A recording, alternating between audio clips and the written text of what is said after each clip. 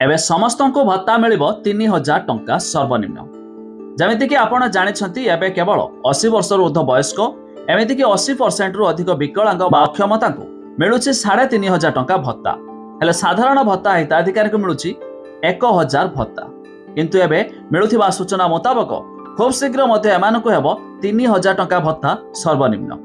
आसंतु संपूर्ण अपडेट जानिबा ता पूर्व वीडियो को लाइक करंतु, सब्सक्राइब करनथिले एबे सब्सक्राइब करी पाखर थिबा घंटी चिन्ह को दबाइ दियंतु। चाहे से मधुबाबू पेंशन योजना हेउ, एमिति कि विधवा भत्ता हेउ, ता छडा ओल्ड एज पेंशन योजना हेउ, ए समस्त भत्ता हिताधिकारी को एबे सर्वनिम्न मिलिबो 3000 टंका भत्ता।